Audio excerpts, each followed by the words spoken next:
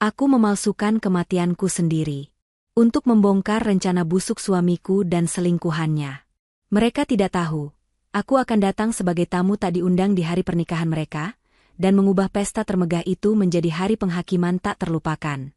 Sebelum ceritanya dimulai, silahkan tulis di kolom komentar dari daerah mana saja teman-teman yang menonton cerita ini.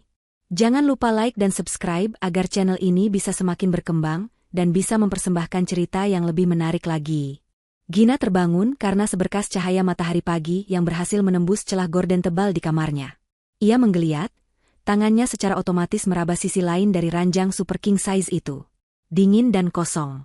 Ia membuka matanya sepenuhnya. Aldo sudah tidak ada di sana.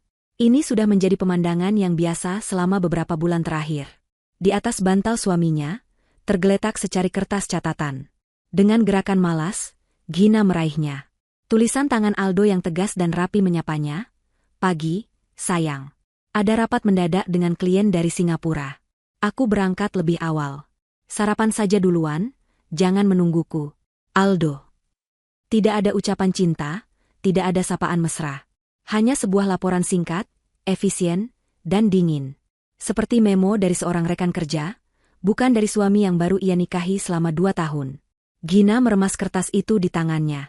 2 tahun. Rasanya baru kemarin ia berjalan di altar, menatap mata Aldo yang penuh janji, yakin bahwa ia telah menemukan kebahagiaan abadinya. Pernikahan mereka adalah sebuah dongeng. Seorang pengusaha muda yang cemerlang menikahi pewaris tunggal dari salah satu konglomerat terbesar di negeri ini. Media menyebut mereka pasangan serasi. Gina pun meyakininya. Bulan-bulan pertama pernikahan mereka terasa seperti mimpi, penuh tawa, perjalanan romantis, dan cinta yang meluap-luap. Namun, mimpi itu perlahan memudar, digantikan oleh kenyataan yang terasa hampa. Mansion megah yang mereka tinggali, yang dulu terasa hangat dan penuh cinta, kini terasa seperti museum yang dingin dan terlalu besar untuknya seorang. Aldo semakin sibuk, semakin jauh. Alasan, pekerjaan, menjadi tameng yang selalu ia gunakan setiap kali Gina mencoba mendekat. Rapat mendadak, perjalanan bisnis, makan malam dengan klien. Jadwal Aldo begitu padat, namun anehnya, tidak ada ruang untuknya di sana. Gina mencoba mengerti, mencoba menjadi istri yang suportif. Ia tahu suaminya adalah pria yang ambisius, dan ia turut bangga atas semua pencapaian Aldo dalam memajukan perusahaan warisan ayahnya. Tapi di sudut hatinya, sebuah alarm kecil terus berbunyi, semakin hari semakin kencang. Gina bangkit dari ranjang, mengenakan jubah mandi sutranya, dan berjalan menuju jendela besar yang menghadap ke taman. Segalanya tampak sempurna dari luar. Rumput yang terawat, kolam renang yang biru jernih, dan patung-patung marmer yang indah. Seperti hidupnya. Sempurna di permukaan, namun ada sesuatu yang busuk tersembunyi di bawahnya. Ponsel Aldo adalah salah satunya. Benda itu seolah menjadi organ vital baru bagi suaminya. Selalu dalam genggaman, layarnya selalu menghadap ke bawah, dan notifikasinya selalu dalam mode senyap. Beberapa kali Gina tak sengaja melihat Aldo tersenyum sendiri saat membaca pesan, senyum yang sama yang dulu selalu pria itu berikan padanya. Ketika Gina bertanya, jawabannya selalu sama, hanya lelucon dari teman-teman kantor. Pagi itu, saat hendak mengumpulkan pakaian kotor Aldo untuk diserahkan pada asisten rumah tangga, sesuatu terjatuh dari saku jas yang dikenakan suaminya semalam. Sebuah struk pembayaran dari restoran Italia mewah bernama La Sera. Gina memungutnya. Ia ingat betul, tadi malam Aldo berkata ia makan malam dengan klien dari Jepang di sebuah restoran sushi. Gina mengerutkan kening, memeriksa detail struk itu. Tanggalnya cocok dengan tadi malam. Pesanannya adalah 2 porsi menu utama, sebotol anggur mahal, dan 2 gelas hidangan penutup. Ini bukan makan malam bisnis. Ini adalah makan malam romantis untuk 2 orang. Jantung Gina mulai berdebar lebih kencang. Mungkin ia salah. Mungkin kliennya membawa serta istrinya. Tapi Aldo pasti akan menceritakannya. Bukan? Kecurigaan yang selama ini ia coba tekan kini meledak memenuhi pikirannya. Gina merasa muak dengan ketidaktahuannya. Ia muak merasa seperti orang bodoh di rumahnya sendiri. Ia memutuskan hari itu juga, ia harus menemukan kebenaran.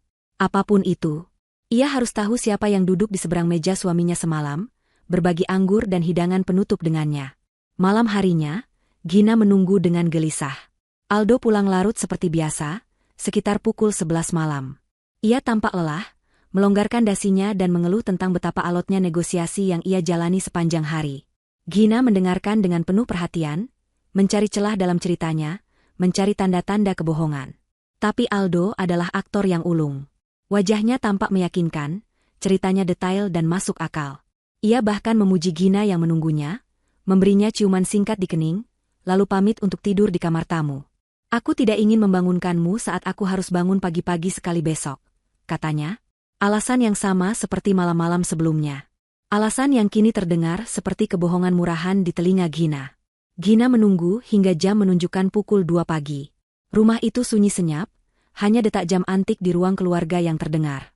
Dengan hati-hati, ia melangkah keluar dari kamarnya, menuruni tangga marmer yang dingin, menuju ruangan yang menjadi pusat kekuasaan Aldo di rumah ini, ruang kerjanya. Jantungnya berdebar begitu kencang, hingga ia bisa merasakannya di tenggorokannya. Ia merasa seperti seorang pencuri, seorang penyusup. Tapi bukankah ia sudah menjadi orang asing di dalam pernikahannya sendiri? Pintu ruang kerja tidak terkunci. Gina mendorongnya pelan, masuk ke dalam kegelapan yang hanya diterangi oleh cahaya rembulan dari jendela. Ia tidak menyalakan lampu, hanya menggunakan senter dari ponselnya. Meja kerja Aldo tampak rapi seperti biasa. Laptopnya ada di sana, tertutup. Gina menarik napas dalam-dalam sebelum membukanya. Layar menyala, menampilkan kolom kata sandi. Tangannya gemetar saat ia mengetikkan kombinasi angka yang ia tahu adalah tanggal pernikahan mereka, hari jadi kedua mereka. Layar pun terbuka. Ironis sekali, pikirnya. Di tengah semua kebohongan ini, Aldo masih menggunakan hari jadi mereka sebagai kunci untuk membuka rahasianya. Awalnya, pencariannya tidak membuahkan hasil. Riwayat peramban bersih. Aplikasi pesan kosong. Aldo terlalu cerdas, terlalu teliti untuk meninggalkan jejak yang mudah ditemukan. Gina hampir menyerah, merasa dirinya gila dan paranoid.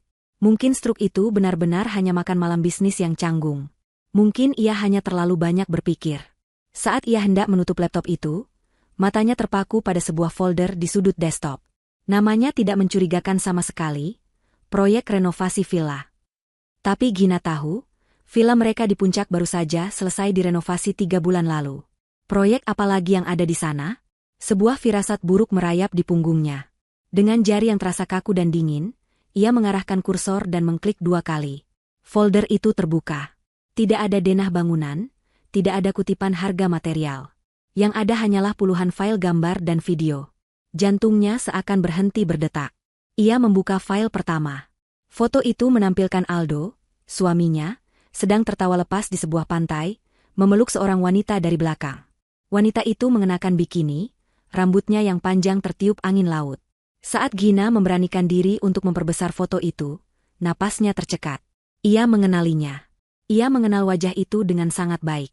Sonia, asisten pribadinya. Wanita yang ia percayai, yang ia anggap seperti adiknya sendiri. Dunianya runtuh dalam sekejap. Dengan tangan gemetar, ia membuka file-file lainnya, setiap klik terasa seperti sayatan baru di hatinya. Ada foto mereka berciuman mesra di dalam mobil Aldo. Ada foto mereka sedang bersulang anggur di sebuah restoran Italia bernama La Sera. Struk yang ia temukan pagi tadi kini menjadi bukti yang tak terbantahkan. Ada video singkat yang menunjukkan Aldo memberikan kalung pada Sonia. Kalung yang sama yang Gina lihat dipakai Sonia di kantor minggu lalu, yang Sonia katakan adalah hadiah dari ibunya. Puncak dari semua kengerian itu adalah serangkaian foto di dalam kamar hotel yang mewah. Aldo dan Sonia berpelukan di atas ranjang, tersenyum ke arah kamera seolah merayakan sebuah kemenangan. Di belakang mereka, Gina bisa melihat pemandangan kota Singapura dari jendela. Perjalanan bisnis Aldo 3 minggu lalu. Semua kebohongan itu kini terurai di depan matanya dengan begitu kejam. Gina merasakan gelombang mual yang hebat. Ia membekap mulutnya, berlari ke kamar mandi yang terhubung dengan ruang kerja, dan memuntahkan seluruh isi perutnya. Tubuhnya lemas, ia bersandar di dinding porselen yang dingin, air mata mengalir deras tanpa bisa ia hentikan.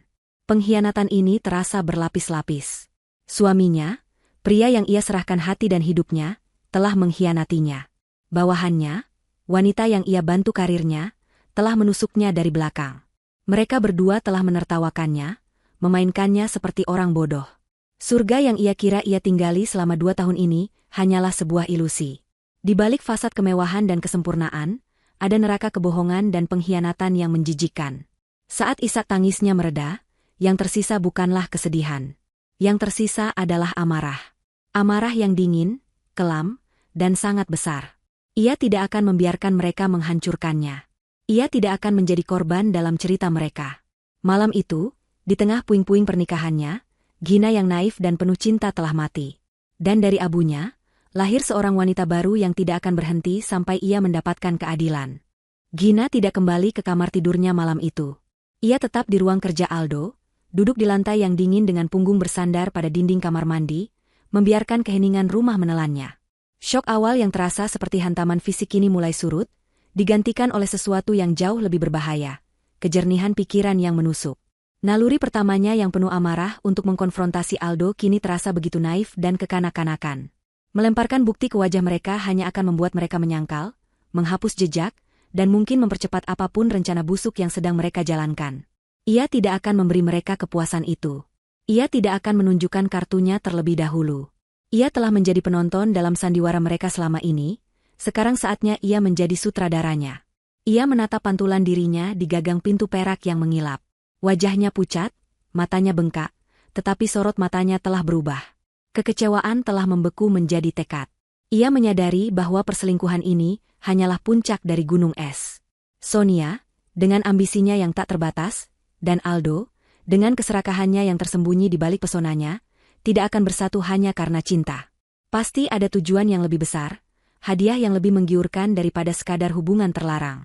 Dan hadiah itu, Gina tahu, adalah kerajaan bisnis yang diwariskan oleh ayahnya. Harta dan kekuasaan. Itulah permainan yang sesungguhnya. Pagi harinya, Gina telah menyusun kembali topengnya. Ia membersihkan semua jejaknya di ruang kerja, memastikan laptop Aldo kembali seperti semula. Ia kemudian naik ke kamarnya, mandi, dan memilih pakaian kerjanya dengan saksama. Saat Aldo keluar dari kamar tamu, Gina menyapanya dengan senyum tipis, seolah tidak ada yang terjadi. Ia bahkan meletakkan struk restoran, La Sera, yang ia temukan kemarin di atas meja riasnya, seolah ia baru menemukannya saat membersihkan kamar. Aldo melihat struk itu, dan untuk sepersekian detik, Gina melihat kepanikan melintas di matanya sebelum pria itu dengan mahir menyembunyikannya. "Oh, ini," kata Aldo santai, mengambil struk itu. "Aku lupa memberitahumu. Klien dari Jepang itu membawa serta manajernya, orang Italia.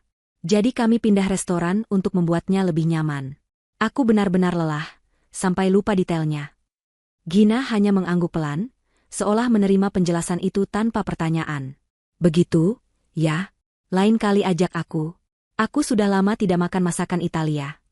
"Tentu, sayang," jawab Aldo, tampak lega karena berhasil lolos dengan mudah. Ia mendekat dan mencium pipi Gina. Ciuman itu terasa seperti sentuhan kulit ular yang dingin. Gina harus mengerahkan seluruh kekuatan dirinya untuk tidak bergidik jijik. Saat Aldo berangkat kerja, Gina tahu langkah apa yang harus ia ambil selanjutnya. Ia butuh bantuan. Bantuan profesional yang bisa bekerja dalam bayang-bayang. Ia teringat satu nama, Dimas. Sahabatnya di masa kuliah yang cemerlang namun memilih jalan yang tidak biasa. Setelah beberapa tahun menjadi jurnalis investigasi yang disegani, Dimas mendirikan agensi keamanan swasta kecil yang melayani klien-klien kaya secara rahasia. Ia adalah ahli dalam pengawasan, keamanan siber, dan yang terpenting, ia adalah satu-satunya orang di dunia ini yang Gina tahu tidak akan pernah mengkhianatinya. Gina mengambil ponsel sekali pakai yang ia beli secara tunai beberapa waktu lalu untuk berjaga-jaga, dan menghubungi nomor lama Dimas. Mereka bertemu di sebuah kedai kopi tua di sudut kota yang jauh dari jangkauan kaum sosialita. Dimas, dengan penampilannya yang santai mengenakan kaos dan jaket jeans, tampak kontras dengan Gina yang selalu rapi. Ia mendengarkan cerita Gina dengan saksama, matanya yang tajam tidak pernah lepas dari wajah sahabatnya itu. Ia tidak menunjukkan keterkejutan, hanya sorot matanya yang menjadi semakin serius. "Aku sudah menduga hal seperti ini akan terjadi suatu hari nanti," kata Dimas pelan setelah Gina selesai. "Aldo terlalu mulus, terlalu sempurna. Orang seperti itu biasanya menyembunyikan sesuatu yang paling busuk." "Aku tidak butuh simpati, Dim," potong Gina, suaranya datar dan dingin. "Aku butuh telingamu. Aku ingin tahu setiap kata yang mereka ucapkan saat mereka pikir tidak ada yang mendengar. Aku ingin tahu rencana mereka sampai ke detail terkecil. Aku ingin kau memasang penyadap di ruang kerja Aldo. Di tempat yang paling aman." Dimas menatapnya lama. "Kamu sadar ini sangat berbahaya, kan, Gin? Ini bukan lagi drama perselingkuhan. Jika firasatmu benar, ini adalah konspirasi kriminal. Jika mereka sampai tahu kamu bergerak, mereka bisa menjadi sangat nekat. Aku tahu, jawab Gina. Tapi hidup dalam ketidaktahuan, menunggu mereka mengeksekusi rencana mereka, jauh lebih berbahaya. Aku tidak akan menjadi domba yang pasrah digiring ke rumah jagal. Melihat kobaran api di mata Gina, Dimas akhirnya mengangguk. Baiklah. Beri aku waktu 2 hari untuk mempersiapkan semuanya. Aku akan butuh akses ke rumahmu setidaknya selama 1 jam. Kau harus bisa membawa Aldo keluar dari sana tanpa menimbulkan kecurigaan.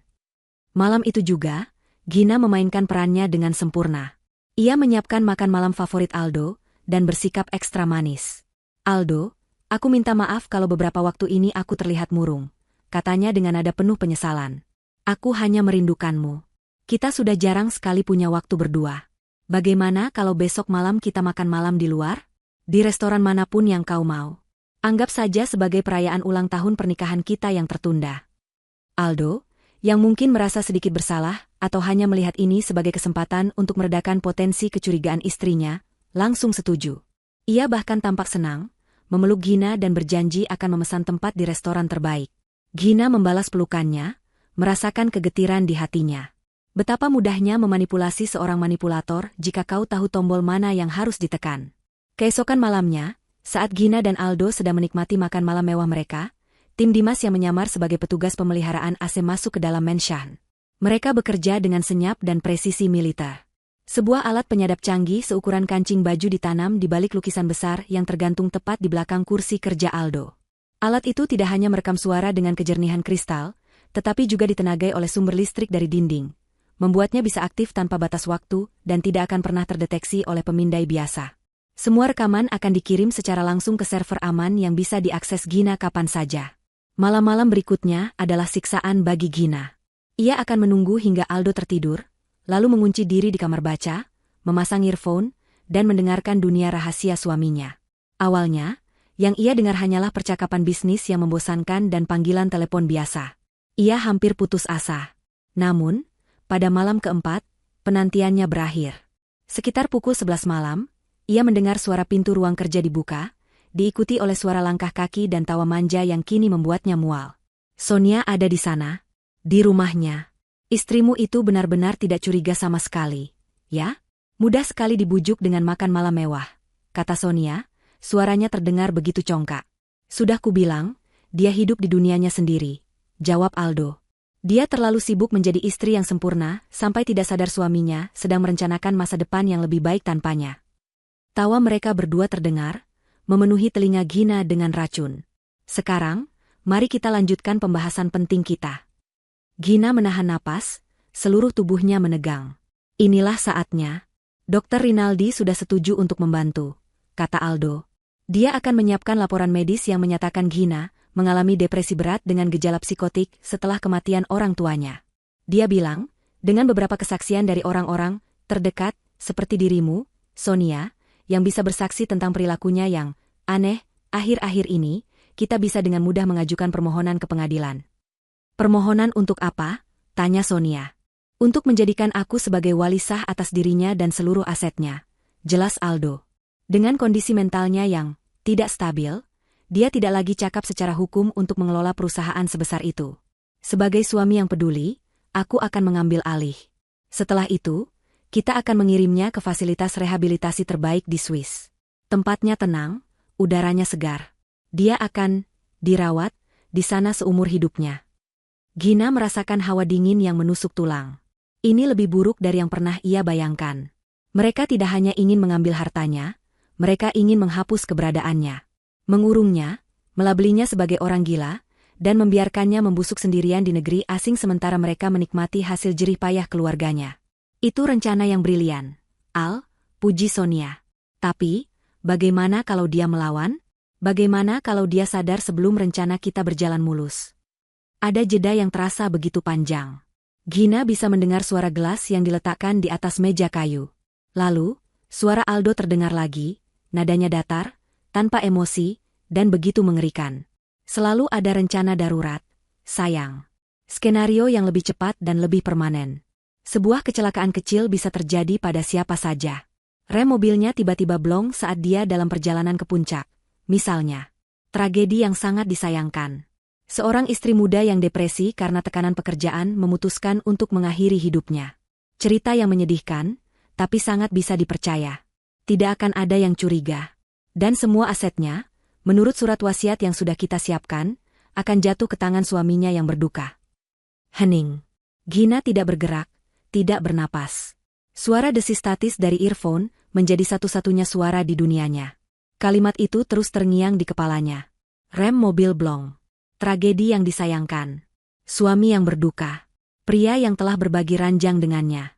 Pria yang pernah ia janjikan untuk temani seumur hidupnya, ternyata adalah seorang monster yang dengan tenang dan terperinci telah merancang skenario kematiannya. Gina melepaskan earphone itu dari telinganya. Semua rasa sakit, semua kesedihan, semua ketakutan yang ia rasakan sebelumnya, lenyap seketika. Yang tersisa hanyalah kekosongan yang dingin. Ia tidak lagi merasa seperti korban. Ia tidak lagi merasa seperti istri yang dikhianati. Ia merasa seperti seorang prajurit di medan perang yang baru saja melihat wajah musuh yang sebenarnya. Musuh yang tidak akan ragu untuk membunuhnya. Pertarungan ini bukan lagi tentang keadilan. Ini adalah tentang bertahan hidup. Dan untuk bertahan hidup, ia tidak bisa hanya bertahan. Ia harus menyerang lebih dulu. Mereka ingin dia mati? Baiklah. Gina akan memberikan mereka sebuah kematian. Kematian yang ia rancang sendiri. Kematian yang akan menjadi awal dari kehancuran mereka. Gina tidak kembali tidur. Ia bahkan tidak merasakan kantuk sedikitpun.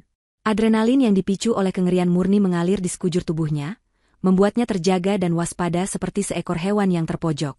Ia duduk di kegelapan kamar bacanya sampai fajar mulai menyingsing, membiarkan kata-kata Aldo dan Sonia terngiang berulang kali di kepalanya. Rem mobil blong. Tragedi yang disayangkan. Suami yang berduka.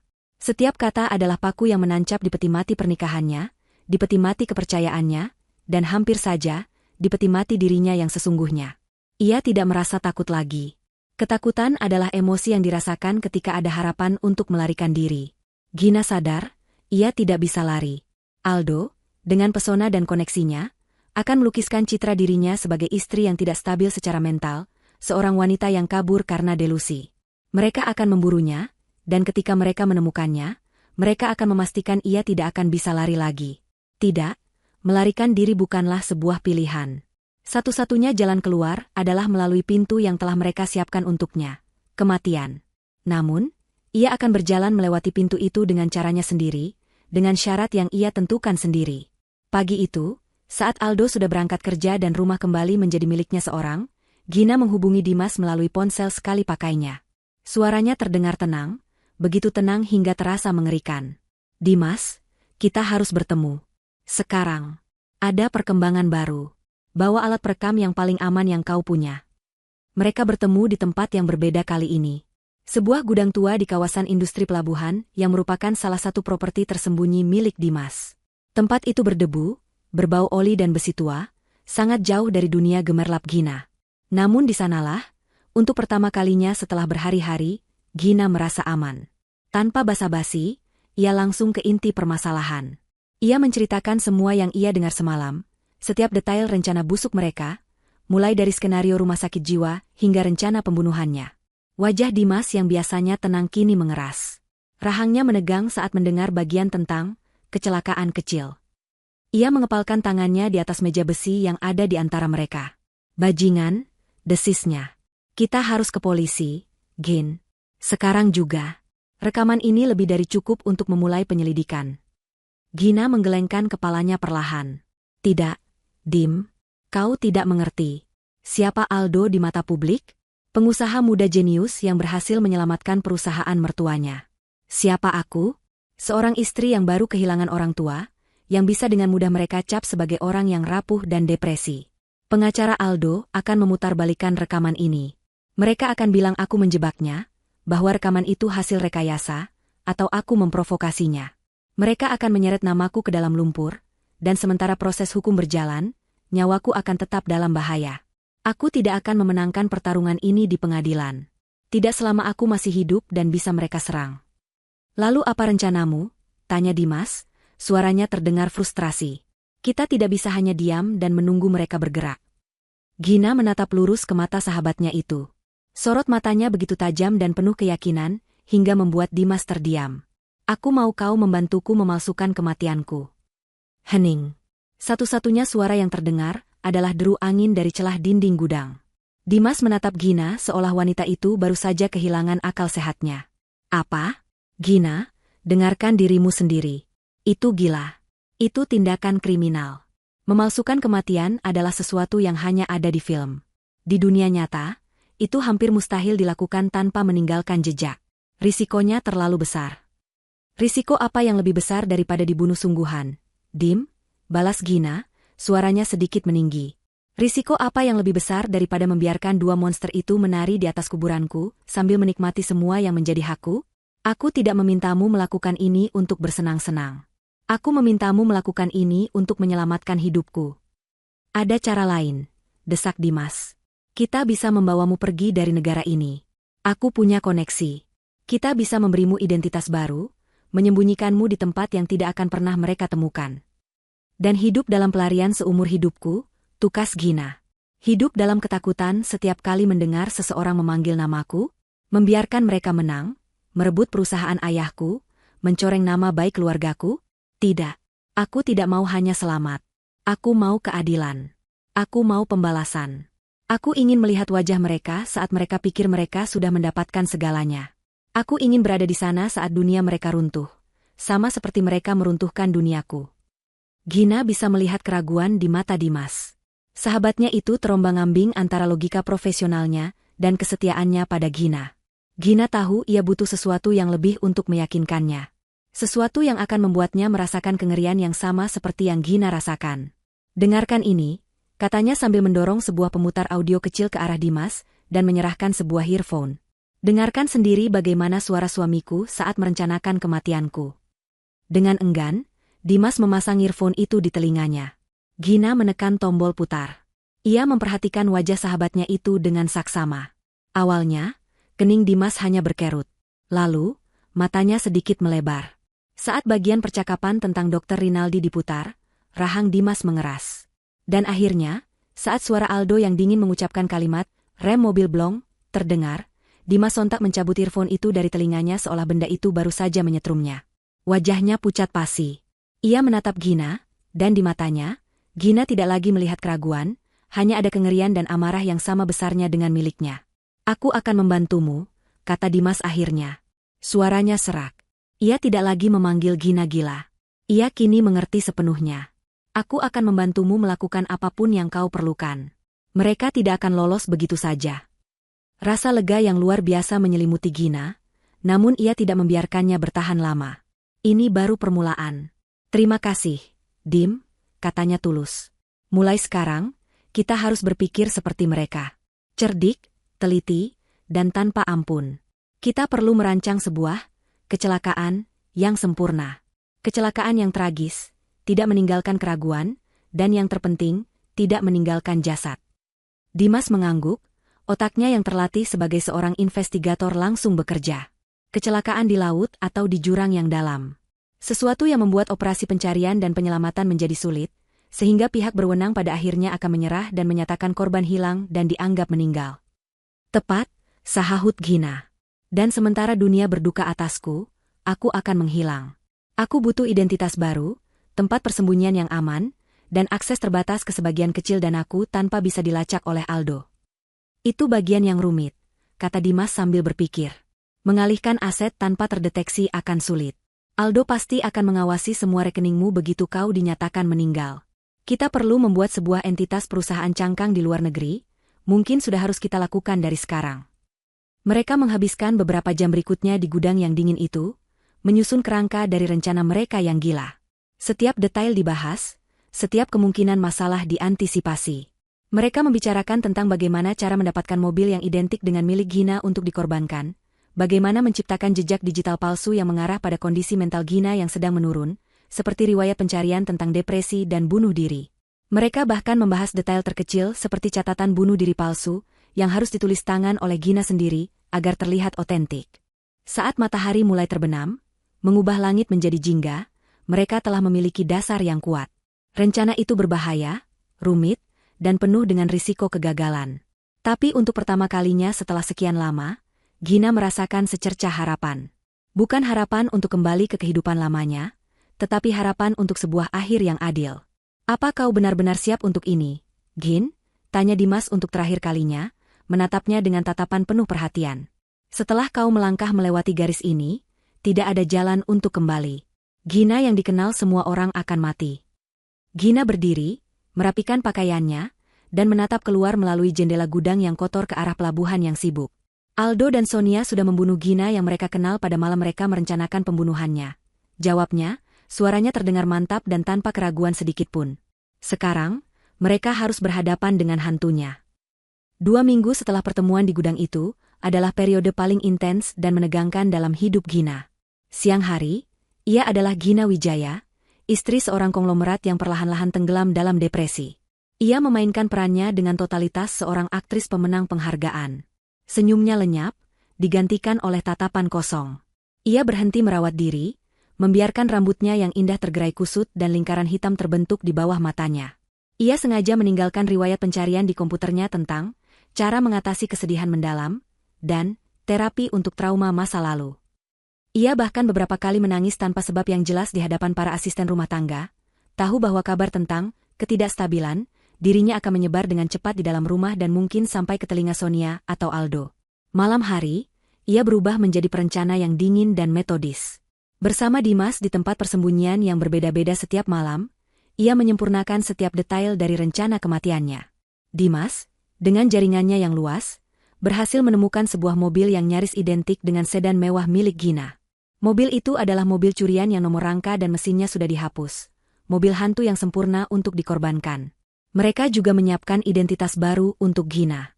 Sebuah paspor palsu dengan nama Anya Lestari, seorang desainer lepas dengan latar belakang yang bersih dan tidak mencolok. Gina memotong rambut panjangnya yang selalu dipuji Aldo, mengubahnya menjadi model bob pendek yang tegas dan mewarnainya menjadi coklat gelap. Ia menyingkirkan semua pakaian desainernya, menggantinya dengan pakaian sederhana yang tidak akan menarik perhatian. Ia bahkan berlatih untuk mengubah cara berjalannya, dari langkah anggun seorang sosialita menjadi langkah cepat dan efisien seorang wanita pekerja biasa. Bagian tersulit adalah menulis surat wasiat palsu dan catatan bunuh diri. Duduk sendirian di sebuah apartemen sewaan yang anonim, Gina menumpahkan kesedihan palsunya ke atas kertas.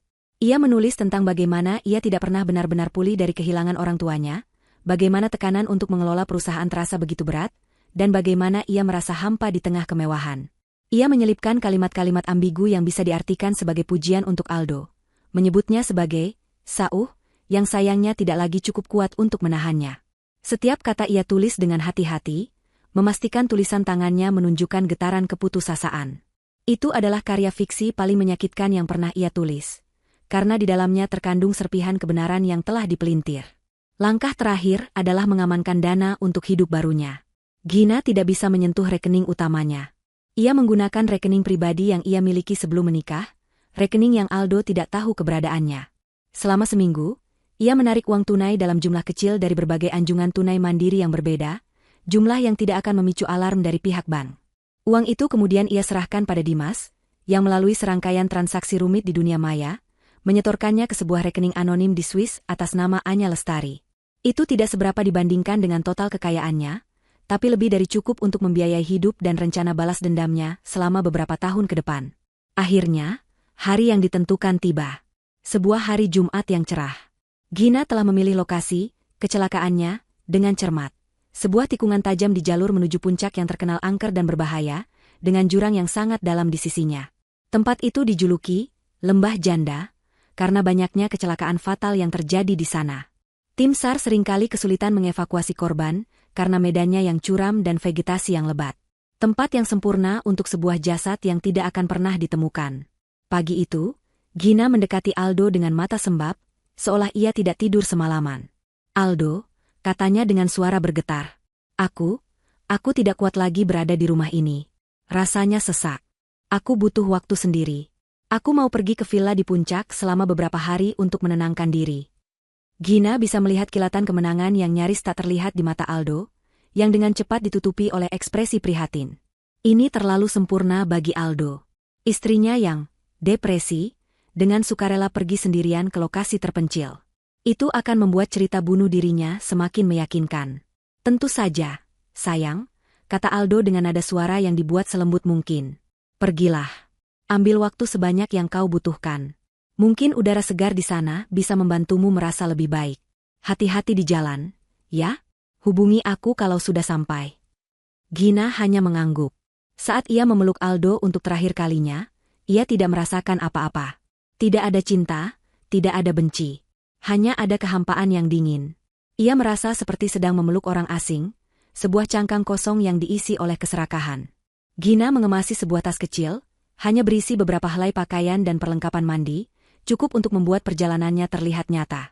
Ia meletakkan surat bunuh diri yang telah ia tulis di laci meja nakasnya, di tempat yang akan mudah ditemukan. Lalu, ia masuk ke dalam mobilnya dan mulai mengemudi meninggalkan mansion itu untuk selamanya. Ia tidak menoleh ke belakang. Tidak ada gunanya menatap masa lalu yang sudah menjadi abu. Ia mengemudi dengan kecepatan normal, mengikuti rute yang biasa ia lewati menuju puncak. Sekitar 20 km sebelum lokasi yang ditentukan, ia berbelok ke sebuah jalan kecil yang sepi dan masuk lebih dalam ke area perkebunan teh. Di sana, di balik rimbunnya pepohonan, Dimas sudah menunggunya dengan mobil hantu yang telah disiapkan. Mereka bekerja dengan cepat. Gina memindahkan tasnya ke mobil Dimas. Lalu ia meletakkan dompet, kartu identitas, dan ponselnya di dashboard mobil hantu itu. Mobil itu kini secara resmi adalah milik Gina Wijaya. Semua siap, kata Dimas, wajahnya tegang. Aku sudah memasang mekanisme kecil di pedal gas. Begitu diaktifkan, mobil ini akan melaju dengan kecepatan konstan selama 30 detik sebelum setirnya terkunci ke arah kanan. Cukup untuk membuatnya terjun bebas ke jurang. Aku juga menaruh beberapa jeriken bensin kecil di bagasi. Begitu terjadi benturan, semuanya akan terbakar habis. Gina mengangguk, tenggorokannya terasa kering. Ayo kita lakukan. Ia masuk ke dalam mobil Dimas yang diparkir agak jauh, sementara Dimas memberikan sentuhan akhir pada mobil hantu itu. Dari dalam mobil, Gina berganti pakaian, mengenakan jeans sederhana, kaos, dan topi yang menutupi wajahnya. Ia bukan lagi Gina. Ia adalah Anya.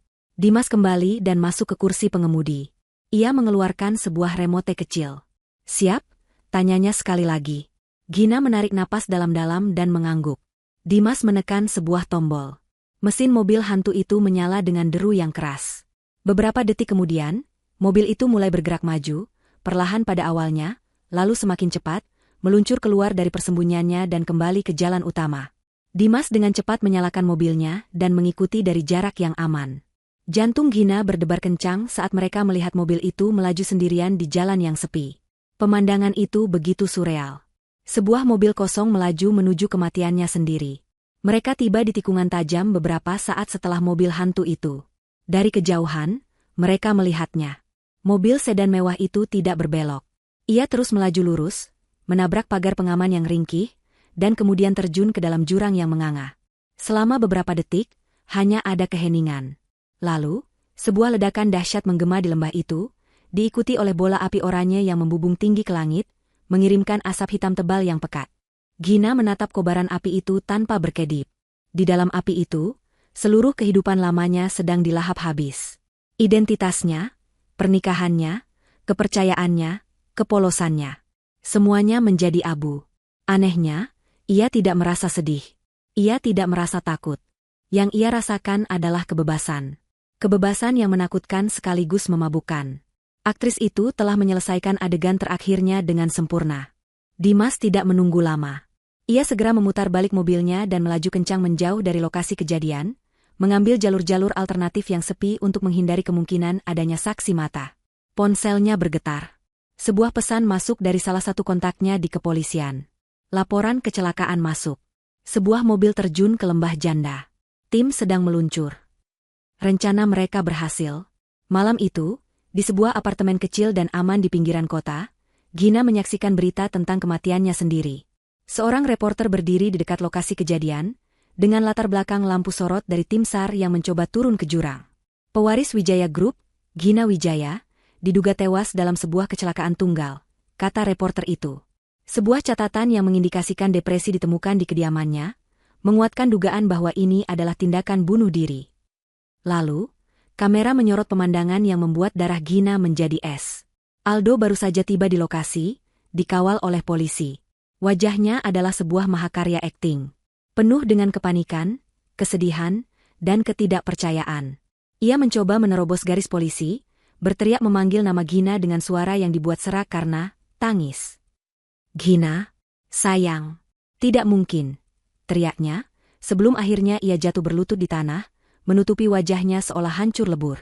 Di sampingnya, Sonia muncul, memapah tubuh Aldo, wajahnya sendiri basah oleh air mata buaya, menatap ke arah jurang dengan tatapan ngeri yang dibuat-buat. Menyaksikan pertunjukan menjijikan itu, Gina tidak merasakan sisa-sisa cinta atau sakit hati. Yang ia rasakan hanyalah amarah yang dingin dan membara. Mereka pikir mereka telah menang. Mereka pikir mereka telah menyingkirkannya dan kini bebas untuk merebut segalanya. Mereka sedang merayakan kemenangan mereka di atas panggung tragedi yang mereka ciptakan. Mereka tidak tahu, tirai pertunjukan baru saja ditutup untuk babak pertama. Dan sang bintang utama yang mereka kira sudah mati, kini sedang duduk di barisan penonton, menunggu dengan sabar saat yang tepat untuk naik ke atas panggung dan memulai babak pembalasannya. Bulan pertama setelah kematian, Gina berlalu dalam kabut pemberitaan media dan duka publik yang direkayasa dengan sempurna. Tim SAR secara resmi menghentikan pencarian setelah 2 minggu, menyimpulkan bahwa tidak mungkin menemukan jasad di jurang yang begitu dalam dan berbahaya. Gina Wijaya dinyatakan hilang dan dianggap telah meninggal dunia. Dari sebuah apartemen sederhana di sudut kota Bandung, Gina, yang kini hidup sebagai Anya Lestari, menyaksikan semua itu dari layar laptopnya. Ia telah menjadi hantu, seorang penonton tak kasat mata bagi pemakamannya sendiri. Ia melihat teman-teman sosialitanya memberikan komentar penuh duka di media sosial, ia membaca artikel-artikel yang melukiskan Aldo sebagai suami tragis yang kehilangan belahan jiwanya, dan ia menyaksikan liputan acara doa bersama yang megah yang diselenggarakan oleh Aldo untuk mengenang dirinya. Puncak dari sandiwara itu adalah acara memorial yang disiarkan di beberapa stasiun televisi berita. Diadakan di Aula Utama Wijaya Group, di hadapan ratusan karyawan, kolega bisnis, dan wartawan, Aldo berdiri di atas panggung di depan sebuah foto potret Gina yang sangat besar. Dalam foto itu, Gina tersenyum bahagia. Menyaksikan itu dari apartemennya yang sepi, Gina merasa perutnya mual. Aldo, dalam setelan jas hitam yang mahal, memberikan pidato eulogi yang begitu menyentuh hingga membuat banyak hadirin menangis. Ia berbicara tentang cinta mereka, tentang impian mereka, tentang bagaimana Gina adalah cahaya dalam hidupnya yang kini telah padam. "Saya tidak hanya kehilangan seorang istri," kata Aldo, suaranya dibuat bergetar seolah menahan tangis. "Saya kehilangan separuh dari jiwa saya. Tapi saya berjanji, di hadapan Anda semua dan di hadapan arwah istri saya tercinta, saya akan melanjutkan warisannya.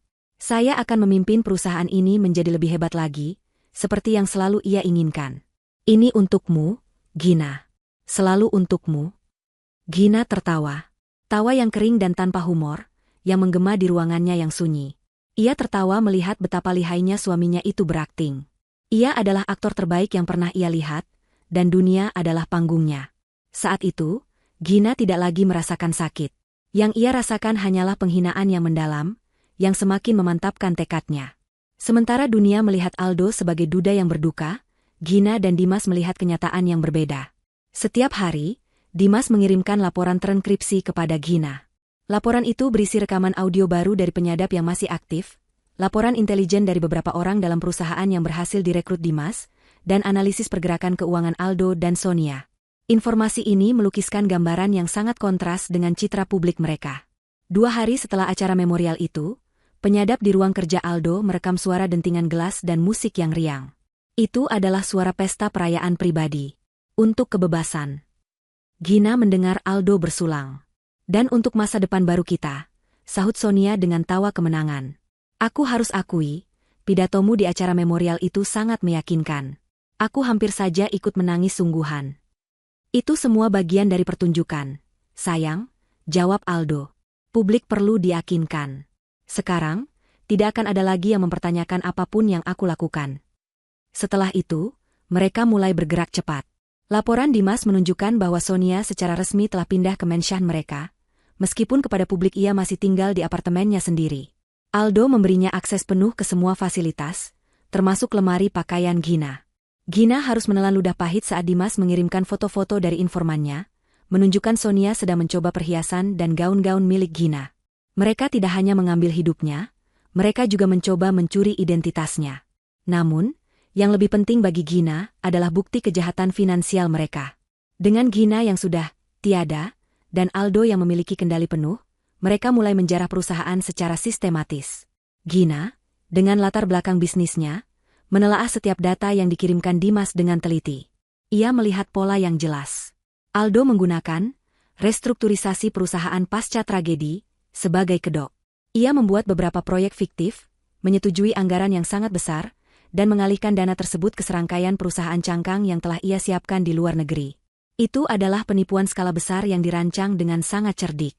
Jika tidak ada yang tahu harus mencari kemana, kejahatan itu tidak akan pernah terungkap. Gina dan Dimas bekerja tanpa lelah, mengumpulkan setiap bukti digital, salinan transfer bank, email rahasia antara Aldo dan manajer keuangannya yang korup, dan rekaman percakapan di mana Aldo dengan bangga menjelaskan skemanya pada Sonia. Gina menyimpan semua itu dalam sebuah hard drive yang terenkripsi berlapis-lapis. Itu akan menjadi senjatanya, peluru-peluru yang akan ia tembakkan di saat yang paling tepat. Hari-hari berlalu menjadi minggu, dan minggu menjadi bulan. Gina hidup dalam isolasi yang disiplin. Ia jarang keluar, dan jika terpaksa, ia selalu mengenakan kacamata hitam dan masker. Ia menghabiskan waktunya untuk belajar tentang pasar saham, meretas, dan mempelajari setiap detail tentang kehidupan baru Aldo dan Sonia. Ia tahu restoran favorit baru mereka, ia tahu teman-teman baru mereka, ia bahkan tahu jenis anggur yang sekarang sering mereka minum. Ia adalah hantu yang maha tahu, mempelajari setiap kelemahan musuh-musuhnya. Kemarahannya tidak lagi meledak-ledak, melainkan telah mengendap menjadi energi dingin yang terfokus, bahan bakar yang membuatnya tetap berjalan. Hampir setahun setelah kematian palsunya, datanglah informasi yang telah ia tunggu-tunggu. Dimas mengiriminya sebuah rekaman audio pendek. Kualitasnya sedikit buruk, direkam dari penyadap yang Dimas pasang di mobil Aldo. Dalam rekaman itu, suara Sonia terdengar manja. Sayang, ini sudah hampir setahun. Kapan kau akan melamarku secara resmi? Aku lelah terus bersembunyi. Terdengar helaan napas dari Aldo. Sabar, Sonia. Semuanya harus terlihat pantas. Masa berkabung 1 tahun adalah waktu yang bisa diterima oleh publik. Setelah peringatan 1 tahun kematian Gina, aku akan mengumumkan pertunangan kita. Kita akan adakan pesta termegah yang pernah ada.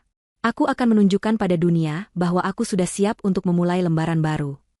Dan aku akan menjadi Nyonya Wijaya yang baru? Tanya Sonia. Kau akan menjadi satu-satunya Nyonya Wijaya, jawab Aldo dengan nada meyakinkan. Gina mematikan rekaman itu. Bibirnya menyunggingkan senyum tipis yang dingin. Panggung telah disiapkan. Tanggal mainnya sudah ditentukan. Selama ini mereka menari-nari dengan gembira di atas kuburan palsunya. Sebentar lagi, Gina akan memastikan mereka akan menari mengikuti irama yang ia mainkan, sebuah irama yang akan mengantar mereka langsung ke neraka. 3 bulan kemudian, sesuai dengan rencana mereka, Aldo dan Sonia mengumumkan pertunangan mereka kepada publik. Pengumuman itu, yang dilakukan tepat setelah acara peringatan 1 tahun kematian Gina, disambut dengan berbagai reaksi. Media meliputnya sebagai kisah yang mengharukan tentang menemukan kembali cinta setelah tragedi besar. Tim humas Aldo bekerja keras untuk membentuk narasi ini. Namun, di kalangan elit yang lebih mengenali seluk-beluk dunia mereka, bisik-bisik mulai terdengar. Semuanya terasa terlalu cepat, terlalu rapi. Namun, tidak ada yang berani menentang Aldo Wijaya, sang duda perkasa yang kini memegang kendali penuh atas salah satu perusahaan terbesar di negara itu. Sebagai puncak dari pengumuman mereka, Aldo dan Sonia memutuskan untuk menggelar sebuah pesta pertunangan yang luar biasa mewah. Dan dalam sebuah tindakan yang menunjukkan kesombongan mereka yang tak terbatas, mereka memilih untuk mengadakannya di mansion utama keluarga Wijaya. Rumah yang dibangun oleh ayah Gina. Rumah tempat Gina dibesarkan. Rumah yang kini ingin mereka klaim sebagai milik mereka sepenuhnya. Bagi Gina, ini adalah sebuah undangan. Undangan bagi sang hantu untuk pulang.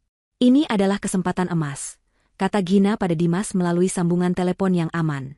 Mereka akan mengumpulkan semua saksi kehancuran mereka di satu tempat. Aku tidak akan hanya diam dan menonton kali ini. Aku ingin memberi mereka sedikit pemanasan. Apa yang ada di pikiranmu? Tanya Dimas. Menampakkan diri sekarang terlalu berisiko. Tentu saja tidak, jawab Gina. Aku tidak akan menunjukkan wajahku. Aku hanya akan menunjukkan kehadiranku. Aku ingin mereka merasa tidak aman di rumah yang mereka curi. Aku ingin menanamkan benih paranoia di antara mereka. Biarkan mereka saling curiga, biarkan mereka ketakutan dalam kemewahan mereka. Rencananya sederhana namun berani. Gina akan menyusup ke dalam pestanya sendiri. Dimas, yang selama setahun ini telah memetakan setiap sudut sistem keamanan rumah itu, tahu persis bagaimana melakukannya. Ia akan meretas sistem dari jarak jauh, menciptakan beberapa titik buta pada kamera pengawas, dan menonaktifkan sensor gerak di beberapa area kunci selama tepat 15 menit. Itu adalah jendela waktu bagi Gina untuk masuk, melakukan aksinya, dan keluar. Untuk penyamarannya, Gina akan berpura-pura menjadi salah satu staf dari perusahaan catering papan atas yang mereka sewa. Mengenakan seragam hitam putih, rambutnya disanggul rapi di balik topi, dan wajahnya ditutupi masker medis dengan alasan protokol kesehatan, tidak akan ada yang mengenalinya. Malam pesta itu tiba. Rumah masa kecil Gina berkilauan dengan cahaya, dipenuhi oleh tawa dan musik. Dari sebuah van tanpa tanda pengenal yang diparkir di jalan yang sepi di belakang Mansion, Gina dan Dimas memantau situasi. Jendela waktumu dimulai dalam 5 menit. Bisik Dimas, matanya fokus pada layar laptop yang menampilkan denah keamanan. Gina mengangguk, jantungnya berdebar kencang, bukan karena takut, melainkan karena antisipasi.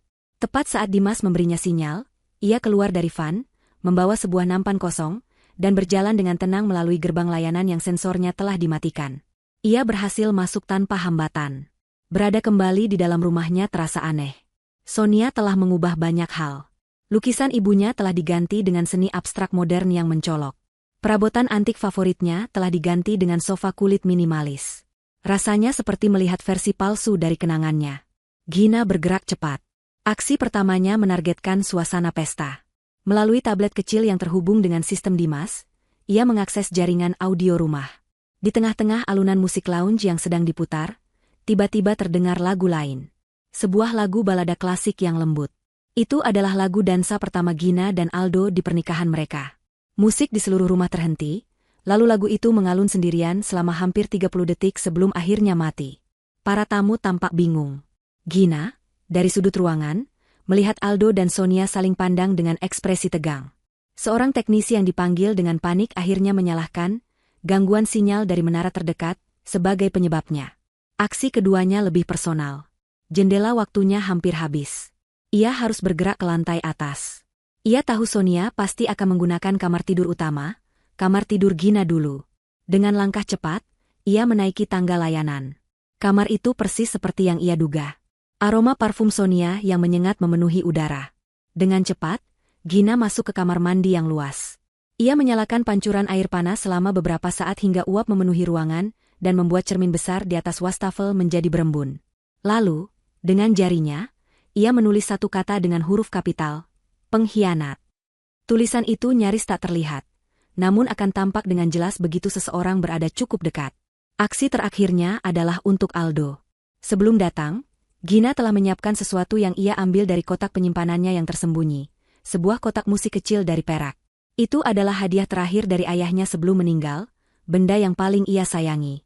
Aldo tahu betul betapa berartinya kotak musik itu bagi Gina.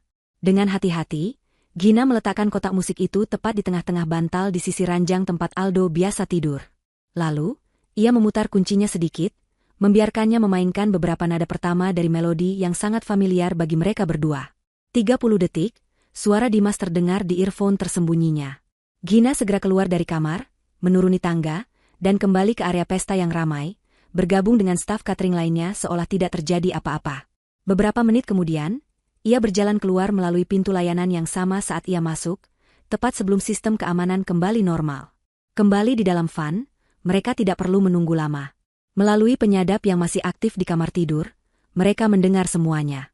Pertama, pekikan ngeri dari Sonia saat melihat tulisan di cermin. Lalu, suaranya yang panik memanggil Aldo. "Ada apa lagi, Sonia?" tanya Aldo, terdengar jengkel. "Lihat ini." "Siapa yang melakukan ini?" jerit Sonia. Hening sejenak. Lalu suara Aldo terdengar tegang. "Tenang, mungkin hanya salah satu pelayan yang iseng." "Iseng? Lalu bagaimana dengan ini?" Suara Sonia terdengar lagi, kali ini lebih tajam. Gina bisa membayangkan Sonia menunjuk ke arah bantal. Keheningan yang mengikuti jauh lebih lama dan lebih berat. Gina tahu persis apa yang sedang dilihat Aldo. Kotak musiknya. Benda yang seharusnya ikut hangus terbakar di dalam mobilnya setahun yang lalu. Ini tidak mungkin," bisik Aldo. Suaranya tidak lagi terdengar sombong, melainkan dipenuhi dengan kengerian murni. "Apa maksudmu tidak mungkin? Benda apa itu?" desak Sonia. Ini milik Gina," jawab Aldo. Argumen sengit pun pecah. Sonia menuduh Aldo ceroboh, menuduh ada seseorang dari masa lalu Gina yang tahu tentang mereka dan kini mencoba meneror mereka. Aldo, di sisi lain, terdengar benar-benar terguncang. Logikanya tidak bisa memproses bagaimana benda itu bisa ada di sana. Benih paranoia dan ketakutan telah berhasil ditanam. Kepercayaan di antara mereka mulai retak. Pesta pertunangan yang seharusnya menjadi perayaan kemenangan mereka kini telah diracuni oleh kehadiran hantu yang tak terlihat. Di dalam van yang gelap, Gina tersenyum. Ini baru permulaan. Ia telah membuktikan bahwa ia bisa masuk ke dalam benteng mereka kapanpun ia mau. Kini, mereka akan hidup dalam ketakutan, menunggu kapan hantu itu akan muncul lagi. Pesta pertunangan yang seharusnya menjadi proklamasi kemenangan Aldo dan Sonia justru menjadi awal dari teror psikologis mereka. Malam-malam berikutnya di Menshahan megah itu tidak lagi diisi dengan tawa kemenangan, melainkan paranoia yang pekat. Kotak musik perak milik Gina menjadi artefak terkutuk yang duduk di meja rias mereka, sebuah pengingat konstan bahwa ada sesuatu yang sangat salah. Aldo, yang biasanya begitu terkendali dan rasional, menjadi mudah tersinggung dan curiga. Ia menyewa tim keamanan swasta baru, memasang lebih banyak kamera pengawas, dan secara acak menginterogasi para pelayan, mencari mata-mata yang tidak ada. Logikanya tidak bisa menerima kemungkinan supernatural, jadi ia menyimpulkan ada pengkhianat di antara mereka, seseorang dari masa lalu yang ingin menghancurkannya. Sonia, di sisi lain, tenggelam dalam ketakutan yang lebih primitif. Ia mulai takut pada bayangannya sendiri, sering terbangun di tengah malam karena mimpi buruk, dan menolak untuk sendirian di kamar tidur utama. Ia menuduh Aldo tidak becus, gagal melindunginya, dan mungkin masih memiliki urusan yang belum selesai dengan masa lalunya. Hubungan mereka, yang dibangun di atas fondasi keserakahan dan pengkhianatan, mulai retak di bawah tekanan. Kepercayaan di antara mereka menguap, digantikan oleh tuduhan-tuduhan yang dilontarkan dalam bisikan-bisikan sengit di tengah malam. Mereka mendapatkan rumah, kekayaan, dan kebebasan yang mereka inginkan, tetapi mereka kehilangan kedamaian. Gina, dari tempat persembunyiannya, memantau semua ini dengan kepuasan yang dingin. Laporan audio dari Dimas menjadi hiburan malamnya. Ia mendengarkan pertengkaran mereka, tuduhan mereka, dan ketakutan mereka yang semakin menjadi-jadi. Ia telah berhasil menyusup ke dalam pikiran mereka, menjadi hantu yang menghantui setiap detik kehidupan mereka. Namun, ia tahu ini belum cukup. Teror psikologis hanyalah hidangan pembuka. Ia sedang mempersiapkan hidangan utama, kehancuran total dan tak terhindarkan. Bulan-bulan berlalu. Terlepas dari ketegangan internal di antara mereka, Aldo dan Sonia memutuskan untuk tetap melanjutkan rencana pernikahan. Bagi Aldo, pernikahan ini adalah langkah strategis terakhir. Pernikahan dengan Sonia akan memperkuat posisinya di mata publik, menunjukkan bahwa ia benar-benar telah move on dan solid. Itu akan menjadi penutup dari babak kehidupan Gina dan awal dari era Aldo Wijaya. Bagi Sonia, pernikahan ini adalah segalanya. Itu adalah validasi, piala kemenangan, dan tiket resminya untuk menyandang nama Wijaya dan semua kemewahan yang melekat padanya. Mereka berdua terlalu serakah untuk mundur sekarang, meskipun setiap malam mereka tidur dengan perasaan was-was. Mereka menetapkan tanggal pernikahan di musim gugur, hampir 2 tahun setelah kematian Gina. Tempatnya adalah ballroom termewah di Hotel Brawijaya Imperial, hotel bintang 5 paling prestisius di ibu kota. Ribuan undangan disebar, menjanjikan sebuah acara pernikahan abad ini. Media dipenuhi dengan berita tentang persiapan mereka, mulai dari gaun pengantin yang dirancang oleh desainer ternama Paris, hingga kue pernikahan setinggi 7 tingkat. Dunia menyaksikan dengan penuh kekaguman, tidak menyadari bahwa mereka sedang membeli tiket untuk menyaksikan sebuah eksekusi publik. Sementara mereka sibuk dengan persiapan pesta, Gina dan Dimas sibuk dengan persiapan perang. Markas mereka kini pindah ke sebuah unit apartemen canggih di pusat kota yang dilengkapi dengan teknologi terkini. Dindingnya dipenuhi oleh papan tulis putih dengan denah ballroom hotel, diagram alih rencana, dan foto-foto target utama mereka. Ini adalah ruang perang mereka. Sistem audiovisual di Brawijaya Imperial sangat canggih. Jelas Dimas pada suatu malam, menunjuk ke sebuah diagram jaringan di layar komputernya. Mereka menggunakan sistem terpusat yang mengontrol semua layar, proyektor, dan sistem suara. Meretasnya dari luar akan sangat sulit dan berisiko terdeteksi. Kita butuh akses fisik. Bagaimana caranya? Tanya Gina, matanya terfokus. Aku sudah punya solusinya, jawab Dimas sambil tersenyum tipis. Aku melacak perusahaan yang menjadi vendor resmi untuk layanan teknis audiovisual di hotel itu. Ternyata, salah satu teknisi senior di sana adalah teman lamaku. Seseorang yang punya banyak utang judi dan tidak akan menolak sejumlah besar uang tunai untuk berlibur selama seminggu penuh tepat di minggu pernikahan Aldo. Gina mengerti arah pembicaraan ini. Dan kau akan mengirimkan teknisi pengganti. Tepat. Aku punya tim yang bisa menyamar dengan sempurna. Sehari sebelum pernikahan, saat mereka melakukan pemeriksaan sistem akhir, tim kita akan masuk. Mereka tidak akan meretas sistemnya, itu terlalu kasar. Mereka akan memasang sebuah kill switch fisik yang terhubung ke perangkat terpisah. Pada hari H, kita tidak perlu meretas apapun. Kita hanya perlu menekan satu tombol untuk mengambil alih seluruh sistem dari jarak dekat. Semua layar akan memutar apapun yang kita mau. Gina mengangguk puas. Langkah berikutnya adalah mempersiapkan amunisi.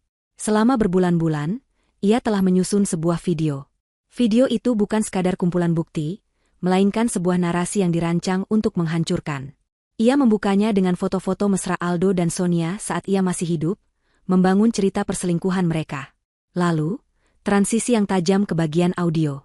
Layar menjadi hitam, dan yang terdengar hanyalah suara Aldo dan Sonia yang jernih, membahas rencana untuk membuatnya gila dan kemudian membunuhnya. Kalimat, rem mobil blong, sengaja ia ulang 3 kali, dengan jeda yang dramatis. Bagian terakhir adalah yang paling rumit. Gina mengubah data-data keuangan yang rumit menjadi grafik dan diagram alir yang sederhana dan mudah dimengerti, menunjukkan dengan jelas bagaimana ratusan miliar rupiah mengalir dari kas Wijaya Group ke rekening-rekening cangkang milik Aldo di surga pajak. Video berdurasi 10 menit itu adalah sebuah mahakarya kehancuran. Langkah terakhir dan yang paling krusial adalah melibatkan pihak berwenang. Aldo itu licin, kata Gina pada Dimas. Bahkan dengan semua bukti ini, pengacaranya bisa saja mengulur waktu, mencari celah hukum. Aku tidak mau dia bebas dengan jaminan 1 hari pun. Saat aku selesai dengannya, aku ingin dia langsung diborgol dan dijebloskan ke sel. Dimas mengerti. Ia tidak bisa begitu saja menyerahkan bukti itu ke kantor polisi terdekat. Ia menggunakan salah satu kontaknya yang paling terpercaya, seorang kepala unit di Direktorat Kriminal Khusus yang terkenal lurus dan tidak kenal kompromi. Dimas mengatur sebuah pertemuan rahasia. Ia tidak mengungkapkan identitas Gina, hanya memperkenalkan dirinya sebagai perwakilan dari klien yang dirugikan. Ia menyajikan sebuah ringkasan kasus yang padat dan kuat, lengkap dengan beberapa bukti kunci yang paling memberatkan. Sang kepala unit, seorang pria parubaya bernama Komisaris Besar Haryo, awalnya skeptis. Namun setelah mendengar rekaman audio konspirasi pembunuhan dan melihat bukti aliran dana, ekspresinya berubah menjadi baja. Ini bukan lagi kasus penipuan biasa, kata Haryo. Ini konspirasi tingkat tinggi. Saya butuh semua buktinya. Anda akan mendapatkannya, janji Dimas. Tepat di hari pernikahan mereka. Saya tidak bisa memberikannya sekarang karena nyawa klien saya dan keamanan operasi ini dipertaruhkan. Yang saya minta, siapkan tim terbaik Anda untuk siaga di dekat Hotel Brawijaya Imperial pada tanggal pernikahan. Saat saya memberi sinyal, saya ingin tim Anda bergerak masuk dan menyegel tempat itu. Jangan biarkan tikus-tikus itu lolos. Haryo, melihat keseriusan dan bobot bukti awal, menyetujuinya. Perangkap hukum telah dipasang. Akhirnya, hari pernikahan itu tiba. Langit Jakarta tampak cerah, seolah ikut memberkati hari besar itu. Di dalam suite presidensial Brawijaya Imperial, Sonia sedang didandani oleh para penata rias terbaik. Ia menatap pantulan dirinya di cermin. Dalam balutan gaun pengantin putih bertabur kristal, ia tampak seperti seorang putri. Ia telah berhasil. Sebentar lagi, ia akan menjadi Nyonya Wijaya. Namun, di balik senyumnya yang dipaksakan, matanya menyiratkan kegelisahan. Bayangan kotak musik perak itu masih menghantuinya. Di ruangan lain, Aldo merapikan dasi kupu-kupunya. Ia tampak gagah dan berkuasa. Ia telah berhasil mengatasi paranoia pasca pesta pertunangan. Ia meyakinkan dirinya sendiri bahwa itu hanyalah ulah orang iseng, seorang musuh bisnis yang iri padanya. Hari ini adalah hari penobatannya. Setelah janji suci diucapkan, statusnya sebagai penguasa absolut Wijaya Group tidak akan tergoyahkan lagi. Sementara itu, beberapa kilometer dari sana, di sebuah kamar hotel lain yang menghadap langsung ke Brawijaya Imperial, Gina sedang melakukan persiapannya sendiri. Tidak ada penata rias, tidak ada gaun pengantin. Hanya ada dirinya dan sebuah gaun. Gaun malam berwarna merah darah. Gaun yang ia beli khusus untuk hari ini. Warnanya melambangkan amarah, kekuatan, dan pembalasan. Saat ia mengenakannya, ia merasa seperti sedang mengenakan baju zirah. Riasannya tajam dan tegas, menonjolkan sorot matanya yang dingin. Ia bukan lagi Anya Lestari yang sederhana, dan ia juga bukan lagi Gina Wijaya yang naif. Ia adalah perpaduan keduanya. Seorang wanita yang bangkit dari kuburnya untuk menuntut balas. Dimas masuk ke dalam kamar. Semua siap, katanya pelan.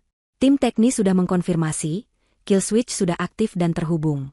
Tim Kompol Haryo sudah berada di posisi, menyamar sebagai tamu dan staf hotel. Mereka menunggu sinyalmu. Panggung ini milikmu, Gin. Gina berjalan ke jendela, menatap gedung hotel yang megah di seberang jalan.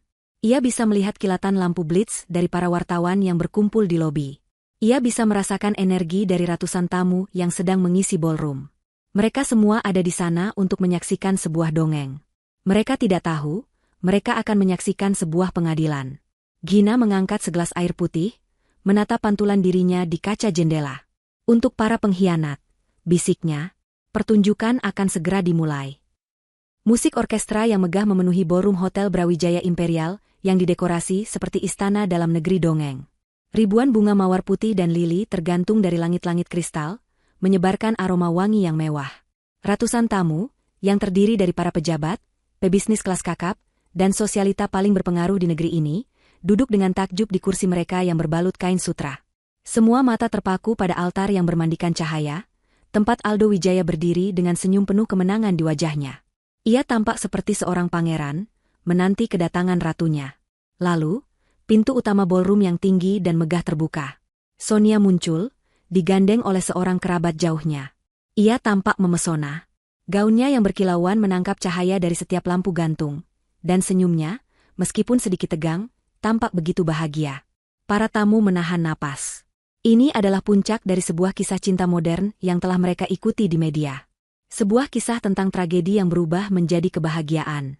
Sonia berjalan perlahan di atas karpet putih yang ditaburi kelopak mawar. Saat ia tiba di altar, Aldo menyambutnya, mengambil tangannya, dan menatap matanya dengan tatapan yang dipenuhi kekaguman palsu. Mereka berdiri di hadapan penghulu, mengucapkan janji suci mereka dengan suara yang jelas dan mantap.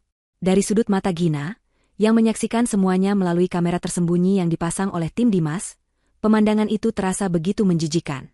Mereka mengucapkan kata-kata suci tentang kesetiaan dan cinta, kata-kata yang telah mereka injak-injak artinya. Saya nyatakan, kalian berdua resmi sebagai suami dan istri, kata sang penghulu. Para tamu bertepuk tangan meriah. Sekarang, mempelai pria dipersilakan mencium istrinya. Ini adalah momen yang ditunggu-tunggu Gina. Saat Aldo mencondongkan tubuhnya, mengangkat cadar Sonia, dan hendak menyatukan bibir mereka, Gina memberikan sinyal kepada Dimas.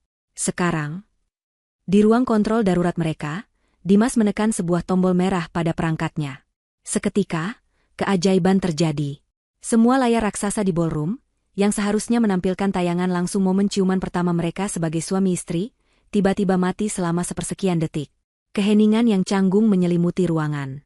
Para tamu saling berpandangan bingung.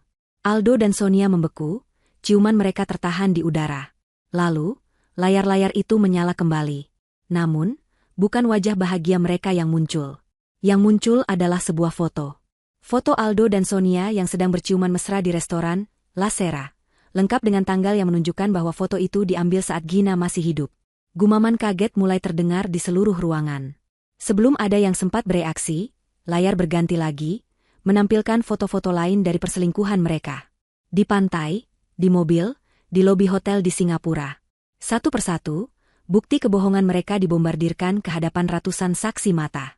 Wajah Aldo dan Sonia berubah dari bingung menjadi pucat pasi. Kepanikan murni terpancar di mata mereka. Aldo berteriak pada teknisi audio, "Matikan. Matikan semua layarnya sekarang juga." Tapi tidak ada yang bisa mereka lakukan. Sistem itu telah dibajak sepenuhnya. Kemudian, layar menjadi hitam. Keheningan yang mencekam kembali menyelimuti ballroom, hanya dipecahkan oleh bisikan-bisikan para tamu yang kini dipenuhi kengerian. Lalu, sebuah suara terdengar dari speaker di seluruh ruangan. Suara Aldo. "Selalu ada rencana darurat, sayang. Sebuah kecelakaan kecil bisa terjadi pada siapa saja." Diikuti oleh suara Sonia yang bertanya, "Rem mobil blong, misalnya." Jika sebelumnya hanya ada keterkejutan, kini yang ada adalah kengerian massal. Para tamu menatap Aldo dan Sonia dengan tatapan tidak percaya. Mereka baru saja mendengar sang mempelai pria dan wanita dengan santai membahas skenario pembunuhan. Video berlanjut, menampilkan diagram aliran dana yang dicuri dari Wijaya Group. Skala kejahatan mereka kini terpampang jelas bagi semua orang. Aldo gemetar hebat. Bukan lagi karena amarah, tapi karena ketakutan. Sonia mulai terisak, riasannya yang sempurna luntur oleh air mata ketakutan. Mereka terjebak di atas altar, di bawah sorotan lampu, diadili oleh ratusan pasang mata yang kini menatap mereka dengan jijik dan ngeri. Dan tepat di puncak kekacauan itu, pintu utama ballroom yang megah kembali terbuka. Kali ini, yang muncul bukanlah seorang mempelai wanita. Sosok yang berdiri di sana adalah seorang wanita dalam balutan gaun merah darah yang menyala. Ia berdiri dengan punggung tegak, dagu terangkat, dan tatapan mata yang setajam elang. Rambutnya yang pendek dan gelap membingkai wajahnya yang familiar namun terasa berbeda. Ada kekuatan dan ketenangan yang mematikan dalam dirinya. Seluruh ballroom terdiam. Orkestra berhenti bermain. Bisikan-bisikan lenyap. Ratusan pasang mata menoleh ke arah pintu, mencoba memproses apa yang mereka lihat. Beberapa tamu yang lebih tua terkesiap, beberapa yang lebih muda mengeluarkan ponsel mereka, mengira mereka sedang berhalusinasi. Wanita itu mulai berjalan. Ia melangkah anggun di atas karpet putih yang sama yang beberapa menit lalu dilewati Sonia. Setiap langkahnya penuh dengan tujuan. Ia melewati barisan tamu yang membeku di kursi mereka, wajah-wajah mereka menunjukkan campuran antara syok, ketidakpercayaan, dan ketakutan. Mereka semua mengenali wajah itu. Wajah yang telah menghiasi sampul majalah bisnis dan berita duka setahun yang lalu. Bagi Aldo dan Sonia, pemandangan itu lebih mengerikan daripada film horor manapun. Mulut mereka ternganga, mata mereka melotot. Mereka menatap sosok yang berjalan mendekat itu, seolah mereka baru saja melihat hantu. Dan memang, bagi mereka, wanita itu adalah hantu. Hantu dari masa lalu yang mereka kira telah berhasil mereka kubur selamanya. Gina akhirnya tiba di kaki altar. Ia berhenti beberapa langkah dari mereka, menatap langsung ke mata Aldo yang dipenuhi teror, lalu beralih ke Sonia yang gemetar tak terkendali. Keheningan di ruangan itu begitu pekat, hingga suara napas yang tercekat pun bisa terdengar. Gina tersenyum. Senyum yang tidak mencapai matanya. Senyum yang dingin, penuh kemenangan, dan tanpa ampun. Ia mengambil mikrofon yang tergeletak di mimbar penghulu, yang sudah melarikan diri entah kemana. Ia mengangkatnya ke bibirnya, suaranya yang tenang dan jernih menggema di seluruh ballroom yang sunyi senyap. "Selamat atas pernikahan kalian," katanya, matanya tidak pernah lepas dari wajah Aldo dan Sonia. "Maaf aku sedikit terlambat. Sepertinya kalian memulai pesta di atas kuburanku, tanpa mengundang bintang utamanya." Pernyataan Gina menggantung di udara yang pekat oleh ketegangan, membelah keheningan seperti sebilah pedang. Untuk sesaat, tidak ada yang bergerak. Ratusan tamu di ballroom itu membeku, otak mereka mencoba memproses pemandangan yang mustahil di depan mata mereka. Seorang wanita yang seharusnya sudah menjadi abu dan tulang belulang, kini berdiri tegak dalam balutan gaun merah darah, menantang para pembunuhnya di altar pernikahan mereka. Aldo adalah yang pertama kali sadar dari kelumpuhannya. Wajahnya yang pucat pasi kini memerah karena amarah dan kepanikan yang meluap-luap. Ini tidak mungkin. Rencananya sempurna. Gina seharusnya sudah mati. "Penipu," teriaknya, suaranya melengking dan tidak lagi terdengar berwibawa. "Dia bukan Gina. Gina sudah meninggal. Kalian semua lihat sendiri beritanya. Ini pasti jebakan. Seseorang mencoba menghancurkan saya." Ia menunjuk Gina dengan jari gemetar. "Siapa kau sebenarnya? Siapa yang membayarmu untuk melakukan ini?" Gina hanya menatapnya dengan tatapan dingin yang menusuk. Ia tidak perlu balas berteriak. Ketenangannya adalah senjatanya yang paling tajam. Di samping Aldo, Sonia akhirnya hancur. Wajahnya basah oleh air mata. Namun bukan air mata kesedihan, melainkan air mata teror murni. "Aku tidak tahu apa-apa," isaknya, kata-katanya ditujukan pada kerumunan tamu yang kini menatapnya dengan jijik. "Ini semua ide Aldo. Aku hanya mencintainya. Dia yang memaksaku."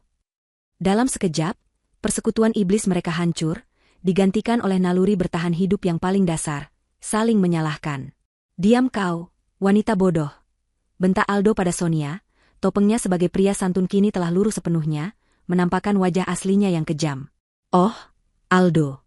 Selalu menyalahkan orang lain," kata Gina, suaranya yang diperkuat oleh mikrofon terdengar jelas di setiap sudut ruangan. Para tamu, yang tadinya hanya berbisik-bisik, kini terdiam sepenuhnya, menjadi penonton di pengadilan dadakan ini. "Kau pikir kebohonganmu masih bisa menyelamatkanmu sekarang?" Gina melangkah maju, mendekati altar. "Kau bilang aku penipu? Baiklah. Kalau begitu, coba kau jelaskan pada semua orang di sini, bagaimana seorang penipu bisa tahu tentang bekas luka kecil di pergelangan tanganku ini." Gina mengangkat pergelangan tangannya, menunjukkan sebuah bekas luka tipis berwarna putih. Kau lupa, Al?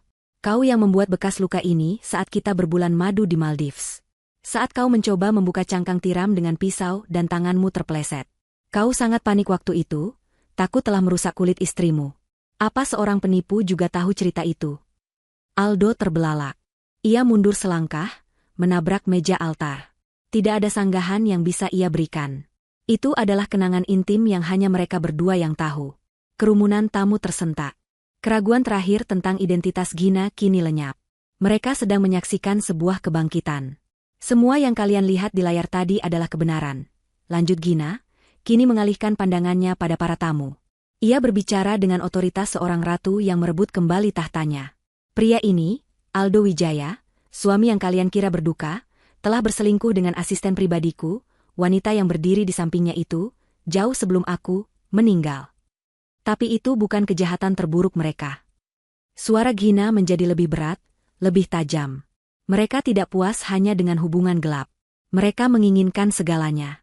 Mereka merencanakan untuk menyatakan aku gila, lalu mengurungku di rumah sakit jiwa agar mereka bisa mengambil alih perusahaan dan seluruh harta warisanku. Dan ketika mereka takut aku akan melawan, mereka menyiapkan rencana darurat. Sebuah kecelakaan mobil.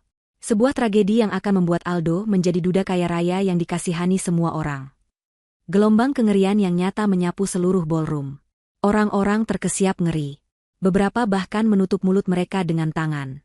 Mereka kini sadar, mereka tidak hanya menghadiri pernikahan yang gagal, mereka sedang mendengarkan kesaksian dari seorang korban percobaan pembunuhan. Dan selama setahun terakhir, Gina melanjutkan, sementara kalian semua mengiriminya karangan bunga duka cita, pria ini dan selingkuhannya telah menari-nari di atas kuburan palsuku. Mereka telah menjarah perusahaan yang dibangun oleh ayahku, menggelapkan ratusan miliar rupiah untuk kepentingan pribadi mereka. Cukup, raung Aldo, matanya liar. Rasa takutnya kini telah berubah menjadi kemarahan nekat seorang binatang yang terpojok. Ia melompat dari altar, mencoba menerjang Gina. Aku akan membunuhmu. Kali ini aku akan benar-benar membunuhmu. Namun, ia tidak pernah berhasil mencapai Gina. Tepat saat ia bergerak, semua pintu ballroom, termasuk pintu layanan, terbuka serentak. Yang masuk bukanlah pelayan atau tamu yang terlambat, melainkan puluhan anggota polisi dari unit khusus, mengenakan rompi anti peluru dan memegang senjata. Mereka bergerak dengan cepat dan teratur, menyebar ke seluruh ruangan dan menyegel setiap jalan keluar. Para tamu menjerit panik, namun para petugas dengan sigap menenangkan mereka. Di depan barisan polisi itu, berjalan seorang pria parubaya dengan wibawa yang tak tergoyahkan. Komisaris Besar Haryo. Ia berjalan lurus ke arah altar, di mana Aldo telah membeku di tempatnya, terperangah melihat kedatangan polisi. Sonia menjerit dan mencoba kabur ke arah belakang altar, namun dua orang polwan dengan cepat menangkapnya. Aldo Wijaya dan Sonia Amelia, kata Kompol Haryo dengan suara yang keras dan jelas, kalian berdua ditahan atas tuduhan konspirasi untuk melakukan pembunuhan berencana, penipuan, penggelapan dana, dan pemalsuan dokumen. Dunia Aldo runtuh seketika. Semua kekuatannya, semua pesonanya, semua kekuasaannya, lenyap dalam sekejap. Yang tersisa hanyalah seorang kriminal yang ketakutan. Saat seorang petugas mendekat dan memborgol tangannya di belakang punggung, Aldo menatap Gina dengan tatapan penuh kebencian. Kau akan membayar semua ini, desisnya. Gina hanya menatapnya dengan pandangan kosong. Kau sudah membayar semuanya, Aldo. Dengan seluruh sisa hidupmu. Suara klik borgol yang terkunci di pergelangan tangan Aldo dan Sonia terdengar begitu nyaring di ballroom yang kini menjadi sunyi. Suara itu, bagi Gina, adalah musik termerdu yang pernah ia dengar. Itu adalah suara keadilan. Di tengah kilatan lampu kamera dari para wartawan yang kini diizinkan masuk dan mengabadikan momen itu, Aldo dan Sonia digiring keluar dari pesta pernikahan mereka sendiri. Wajah mereka, yang beberapa menit lalu bersinar karena kebahagiaan palsu, kini terpatri dalam sejarah sebagai wajah para penjahat yang paling terkenal di negeri ini. Momen bahagia mereka telah berubah menjadi aib abadi yang tidak akan pernah terlupakan. Gina tetap berdiri di atas panggung kecil di depan altar. Kekacauan masih berputar di sekelilingnya, para tamu masih syok, polisi masih mengamankan tempat kejadian. Namun di tengah semua itu, ia merasa tenang. Dimas mendekatinya, menatapnya dengan tatapan bangga. Sudah berakhir, Gin, katanya pelan. Gina mengangguk. Ia menatap ke sekeliling ballroom, tempat di mana ia seharusnya dihancurkan, namun justru menjadi panggung kemenangannya. Pertarungan telah usai. Sang hantu telah menyelesaikan tugasnya. Kini, saatnya bagi Gina untuk belajar bagaimana caranya hidup kembali. 6 bulan kemudian, Jakarta sudah menemukan topik baru untuk dibicarakan. Namun, pengadilan pernikahan berdarah, begitu media menjulukinya, tetap menjadi sebuah legenda urban yang akan diceritakan turun-temurun. Persidangan Aldo dan Sonia berjalan cepat dan brutal. Dengan bukti rekaman yang tak terbantahkan, kesaksian dari Gina sendiri, dan jejak digital dari kejahatan finansial mereka yang dipaparkan dengan rinci oleh tim forensik, para pengacara termahal yang disewa Aldo tidak bisa berbuat apa-apa. Mereka mencoba membangun narasi bahwa Gina adalah wanita pendendam yang tidak stabil, namun citra publik mereka sudah terlalu hancur. Wajah mereka yang kejam dan serakah telah terekspos ke seluruh dunia. Pada hari pembacaan vonis, ruang sidang dipenuhi oleh wartawan. Aldo dan Sonia, yang kini tampak kuyu dan jauh lebih tua dari usia mereka, hanya bisa menunduk pasrah. Hakim mengetukkan palunya dengan keras. Aldo Wijaya divonis hukuman penjara seumur hidup atas dakwaan percobaan pembunuhan berencana dan kejahatan finansial skala besar. Sonia Amelia menerima vonis 20 tahun penjara atas keterlibatannya. Kekayaan haram mereka disita oleh negara, dan nama mereka selamanya akan menjadi sinonim dari keserakahan dan pengkhianatan. Keadilan telah ditegakkan sepenuhnya. Karma telah menemukan jalannya. Bagi Gina, proses kembali ke dunia orang hidup tidaklah mudah. Ia harus melalui serangkaian prosedur hukum yang rumit untuk membatalkan akta kematiannya. Setiap langkahnya diliput oleh media, namun ia menghadapinya dengan ketenangan yang mengagumkan.